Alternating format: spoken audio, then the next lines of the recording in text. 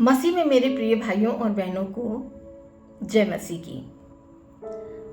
दोस्तों, आज हम मत्ती रचित सुसमाचार 25:41 से 42 पर अध्ययन करना चाहेंगे।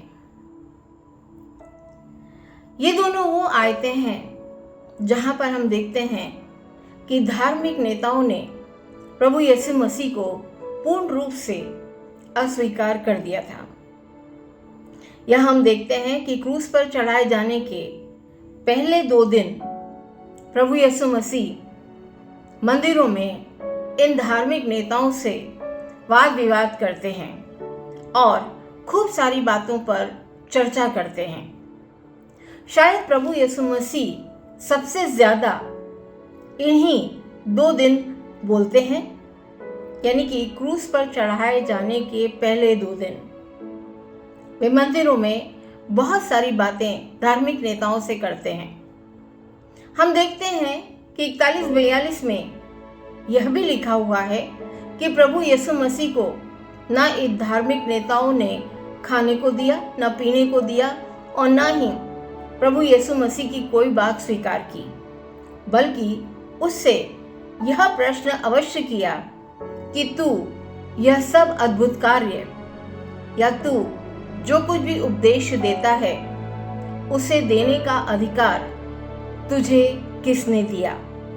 मसीह में मेरे प्रिय भाइयों और बहनों, उस समय इज़राइल के पूरे देश में 24,000 धार्मिक नेता थे, लेकिन उनमें से एक ने भी प्रभु यीशु मसीह पर विश्वास नहीं किया। जब वे उनसे यह प्रश्न पूछ रहे थे कि हमें बताइए कि ये कार्य करने का अधिकार आपको किसने दिया, तब प्रभु यीशु मसीह ने उनके हृदय और मनों में बसी कुटिलता और बुराइयों को देखा और उनसे पूछा, यूहन्ना बपतिस्मा देने वाले को बपतिस्मा देने का अधिकार स्वर्ग से था या मनुष्यों ने दिया था? ये सारे धार्मिक नेता इस प्रश्न का कोई उत्तर नहीं दे पाए।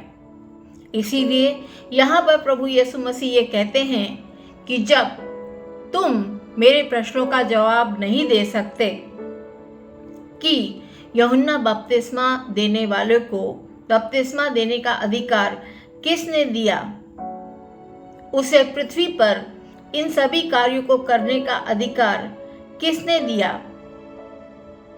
तो मैं भी तुम्हारे प्रश्नों का जवाब नहीं दूंगा कि मेरा अधिकार किधर से आता है।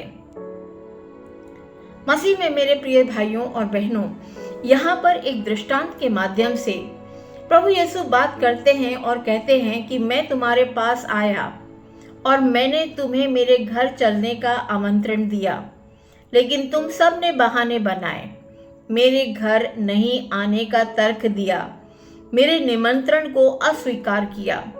इसीलिए मैं बाहर सड़कों पर गया और वहाँ पर अंधों, अपंगों, दीनों और बहुत सारे गरीब लोगों को बुलाया, जो मेरे साथ बैठकर मेरे भोजन का स्वाद चखेंगे, और उनमें से कोई भी वो नहीं है जिन्हें मैंने आमंत्रित किया था। मसीह में मेरे दोस्तों, यह दृष्टांत लूका रचित सुसमाचार 14:25 से 26 में हमें मिलता है। हम यहाँ पर देखते हैं कि वे अंधे, अपंग, लूले और गरीब लोग आप और मैं हैं, जो पापी हैं और जो धार्मिक थे।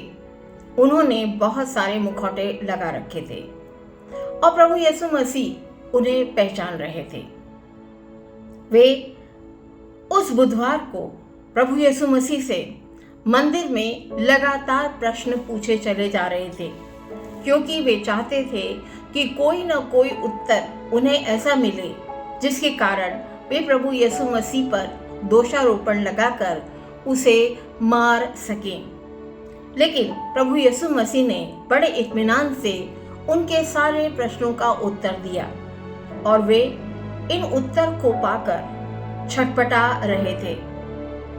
मरकुस रचित सुसमाचार में हम पाते हैं 12वें अध्याय में कि वे निरंतर प्रश्नों की बौछार लगा रहे थे ताकि कोई न कोई ऐसा उत्तर मिले जिसके कारण वे प्रभु को गिरफ्तार कर सके। वे उत्तर पाकर छटपटा रहे थे। वे भेड़ के अंदर भेड़िए का मुखौटा लगाकर प्रभु यीशु मसीह के सामने बैठे हुए थे। प्रभु यीशु मसीह ने उन्हें फटकारा, उन्हें कपटी होने के लिए डांटा, क्योंकि उन्होंने आम लोगों के लिए मंदिर के भीतर नहीं आने के लिए बाधाएं लगा रखी थी। धार्मिक लोगों के दिखावे के लिए लंबी प्रार्थनाएं और विधवाओं के धन और घरों को चुरा लिया जाता था और उन्हें धोखा दिया जाता था। यीशु मसीह ने उनसे कहा कि वह दिन दूर नहीं है जब रंग, जाति, भाषा की परवाह किए बगैर परमेश्वर की सेवा करने का अधिकार सबको मिलेगा। इस दिन प्रभु ने मंदिर की सफाई करी और वो सभी दुकानें बाहर फेंक दी जो मंदिर में दी जाने वाली चढ़ावे की थी। प्रभु उस दिन भूखे और प्यासे थे और वे एक अंजीर के पेड़ के पास गए और वहां फल न पाकर उसे श्रापित कर दिया। मसीह में मेरे प्रिय भाइयों और बहनों, जब हम इन घटनाओं पर दृष्टिपात करते हैं तो हम देखते हैं कि प्रभु यीशु मसीह को धार्मिक पाखंडियों से सख्त नफरत थी।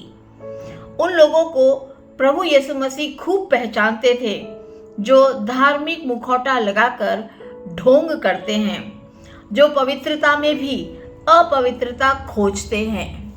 ये सब धार्मिक गुरु उस अंजीर के पेड़ के माफिक थे जो बेहद खूबसूरत है, बाहर से हरा भरा है, लेकिन जब प्रभु उससे फल मांगने जाते हैं तो ना उसके पास फल है ना कुछ और है।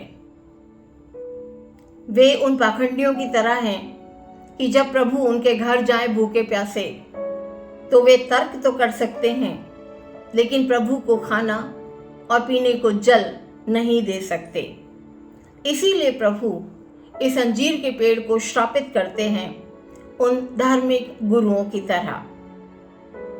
ये धार्मिक गुरु प्रभु यीशु मसीह से तर्क वितर्क कर रहे थे, लेकिन उनके हृदय में प्रभु यीशु मसीह के लिए कोई भी स्थान नहीं था।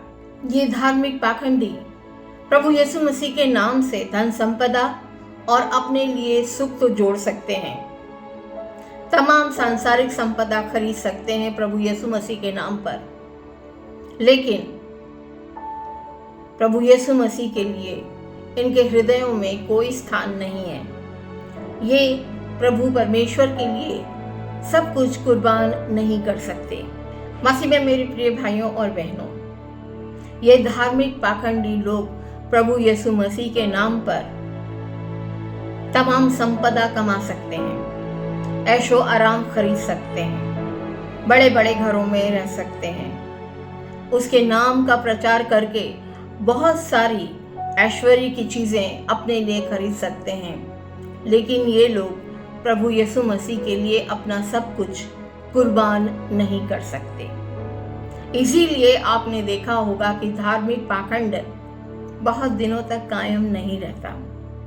प्रभु की आशीष ऐसे धार्मिक पाखंडियों के घर से, उनके परिवार के ऊपर से बहुत तेजी से गायब हो जाती है, बहुत तेजी से घट जाती है। प्रभु यीशु मसीह ऐसे धार्मिक पाखंडियों को जीवन के जल से महरूम कर देते हैं। वे अपने साथ उस सामरी स्त्री को, उन रोगियों को, उन अंधों को, उन लूलों को, उन लंगड़ों को, उन पापियों को अपने घर ले चलने का आमंत्रण देते हैं, या खुद उस ज़करिया के घर जाकर खाना खाते हैं, क्योंकि वे जानते हैं कि ये ज़करिया मुझ पर विश्वास रखता है। इसीलिए मसीह में मेरे प्रिय भाइयों और बहनों, धार्मिक पाखंड से दूर रहिए, धार्मिक पाखंडियों से भी दूरी बनाए रखिए। और प्रभु यीशु मसीह में अपना दृढ़ विश्वास कायम रखिए। आमीन।